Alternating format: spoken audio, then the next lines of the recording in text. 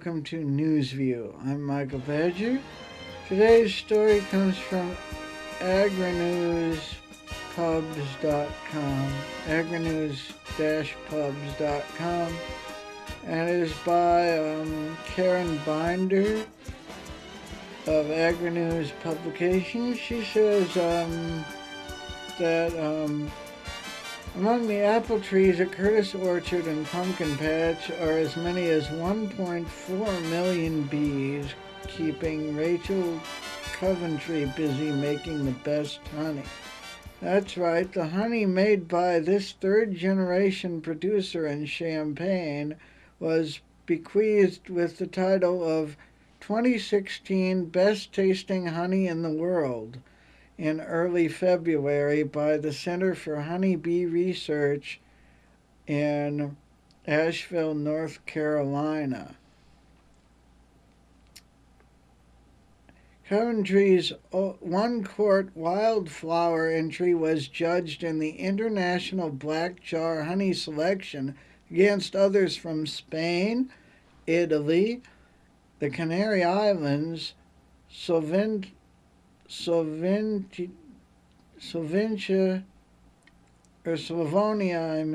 Israel, Rhodes, Kenya, Turkey, Canada, and the U.S. Last year's winner was from South Africa. Why black jar? The judges' blind samples entries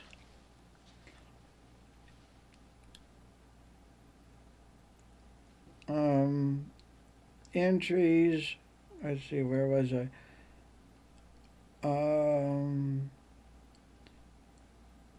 With opaque straws from black jars. It says here are 5 fast facts about Coventry, her bees, and their honey.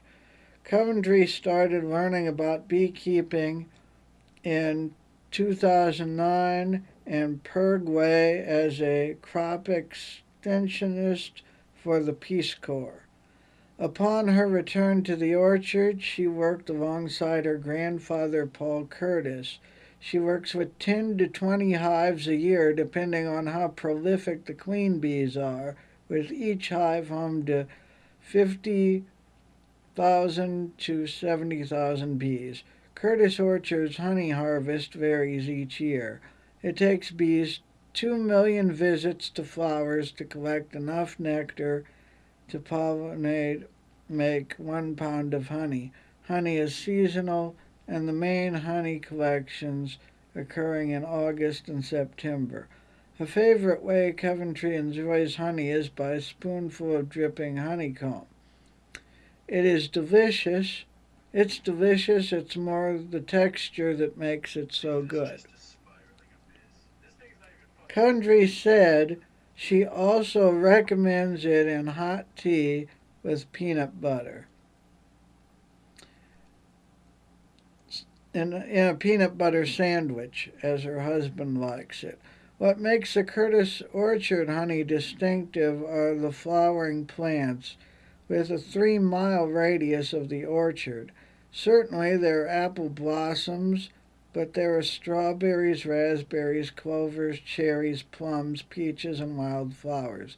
Coventry describes her honey's flavor as very fruit-forward. Coventry won $2,000, her name on a trophy kept at the Center of Bragging Rights. Another bonus is the opportunity to emphasize the importance of bees and other pollinators to agriculture. Karen Binder can be reached at 618-534-0614 or kbinder at agrinews-pubs. Follow her on Twitter at agrinews_Binder. And that's the first story here on NewsView. We'll continue after this.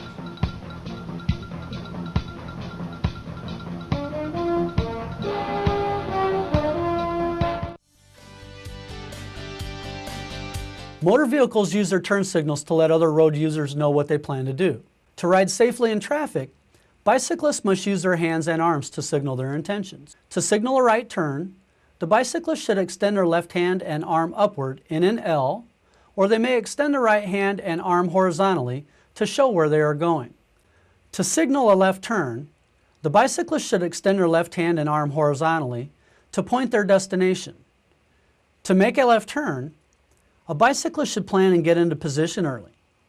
If there is not a dedicated left turn lane, the bicyclist should position themselves in the center of the travel lane to prevent a motor vehicle from coming upon the bicyclist's left and preventing the bicyclist from turning.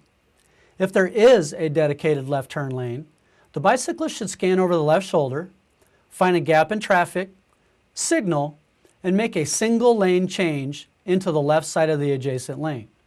Then, scan again, finding a gap, signal and merge into the dedicated left turn lane. When it is safe to do so, make the left turn. Never make a left turn from a bike lane or from the right edge of the road.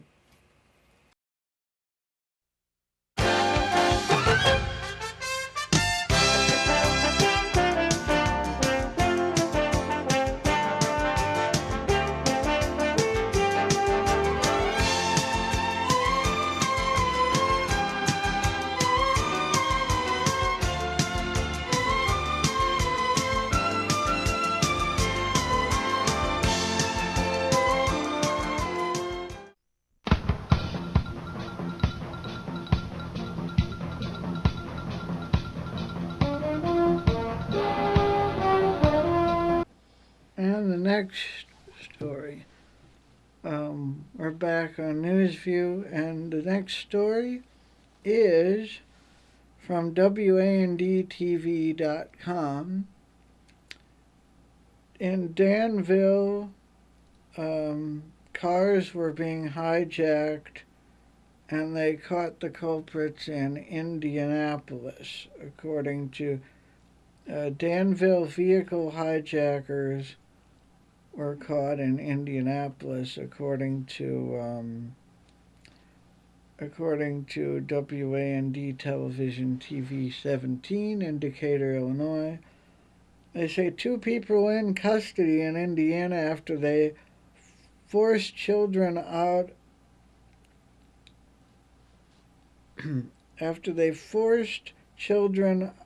out a parked vehicle and escaped across state lines. Danville police say they received a call at around 7 p.m. on Saturday, March 11th.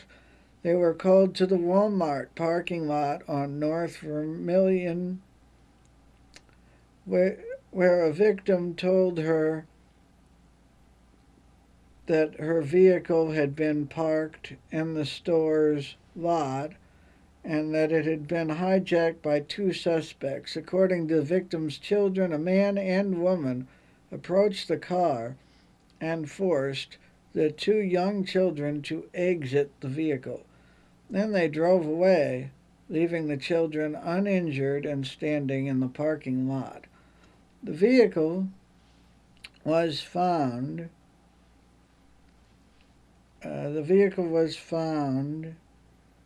It says, where was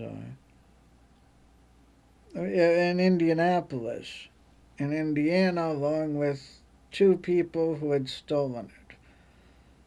And another story from WAND-TV 17, Decatur, Illinois, says that a new initiative will bring more kosher options to Champaign-Urbana. An initiative headed by Illini Halal and the Orthodox Union Jewish Learning Initiative on the University of Illinois campus is helping local restaurants get kosher certified.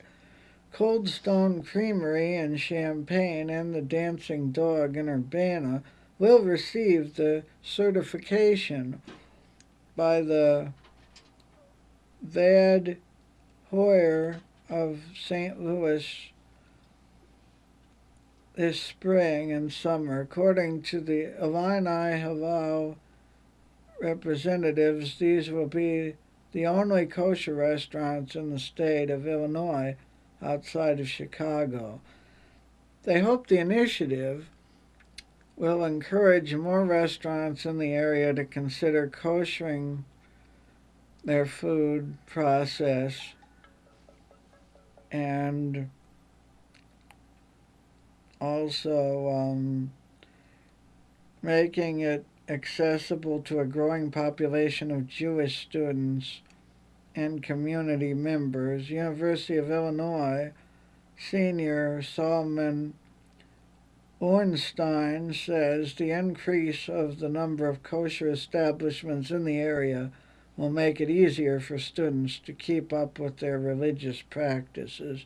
Keeping kosher as an aspect of Judaism is important to many students, and the increase of kosher options in the neighborhood makes us feel more connected to the community, Lowenstein explained.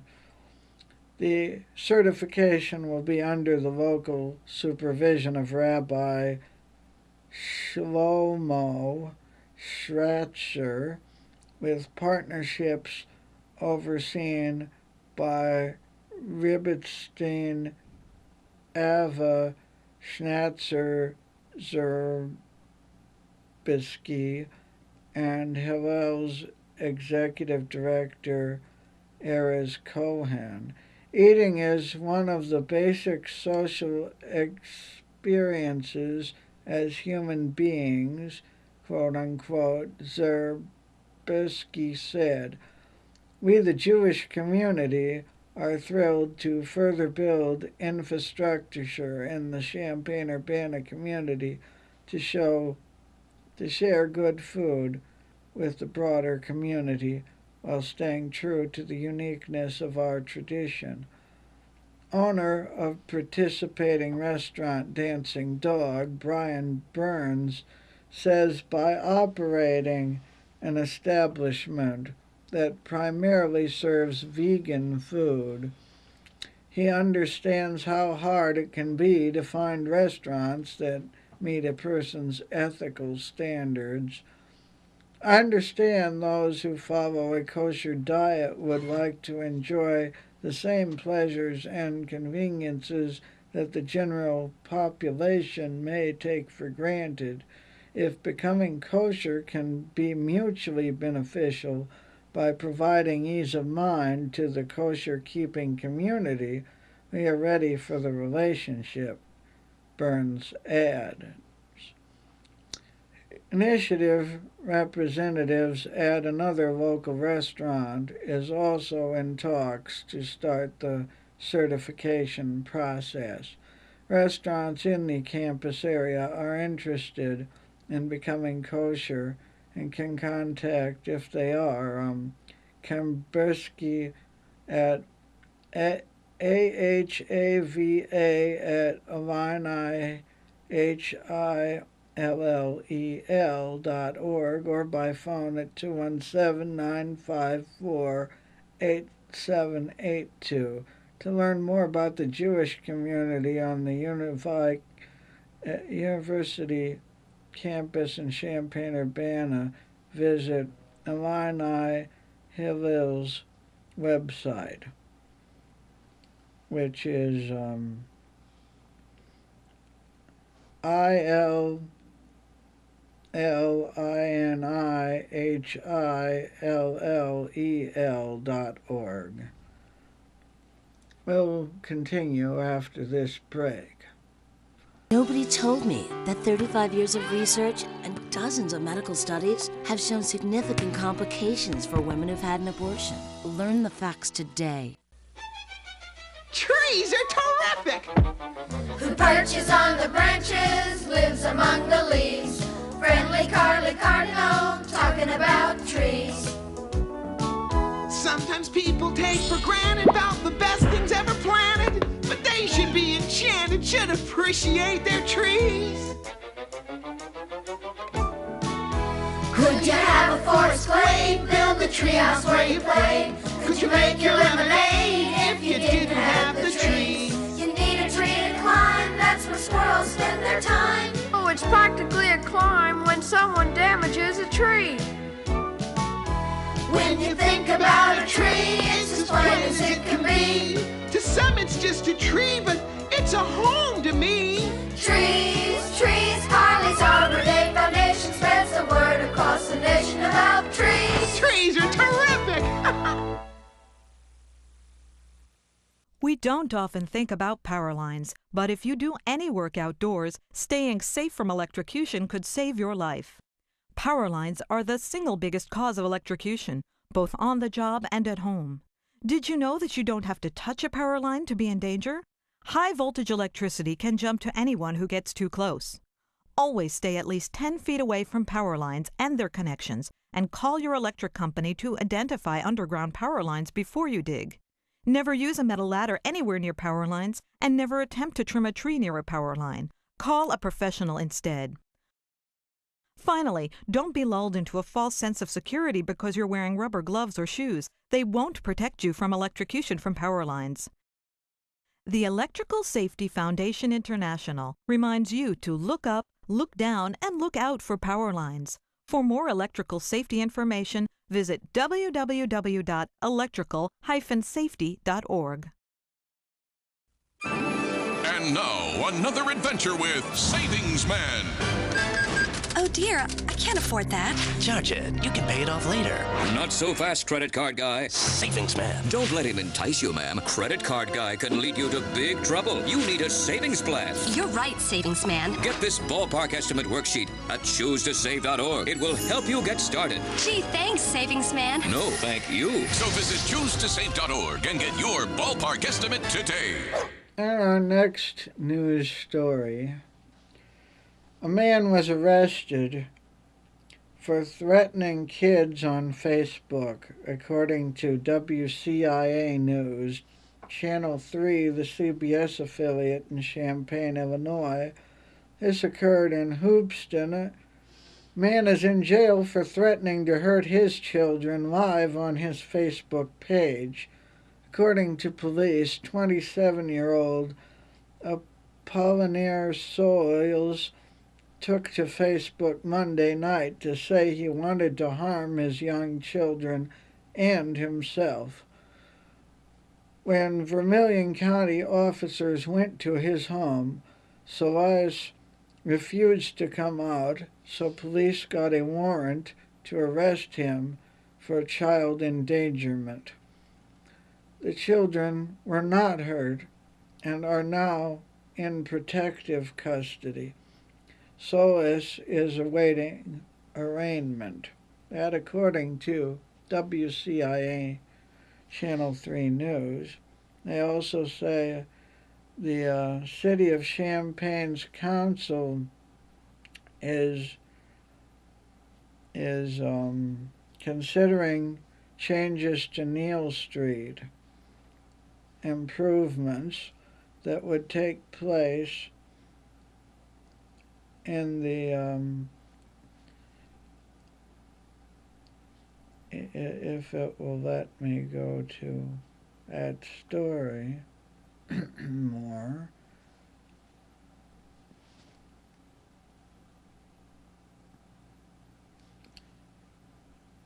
And I guess it won't. So I'll read the story it keeps going to instead for you from Mark Maxwell says that President Trump's revised travel ban did not receive a warmer welcome the second time around from Illinois Attorney General Lisa Madigan. She writes, quote, "The changes to the travel ban do not alter the fact that this executive action is discriminatory and contrary to the founding principles of our country," unquote. Madigan signed on to a new court motion with 12 other states and Washington, D.C., which argues the president and his executive order will inhibit the free exchange of information, ideas, and talent between the U.S. and the 6 nations on the list. A court hearing is scheduled for Hawaii for Wednesday, a last-ditch effort to block the travel ban scheduled to go into effect later this week. Well, that will have already have happened when you're seeing this Friday night. We're recording Tuesdays these days, Newsview, so it's pre-recorded. And right now we'll go to the weather. And the weather for this week is going to be pretty cold. About what it is now, highs in the 20s and lows lower than that, and maybe some 40s, and might be warmer next week. Have a good night. You've been watching Newsview Night Watch. I'm Michael Badger. Have a pleasant good night.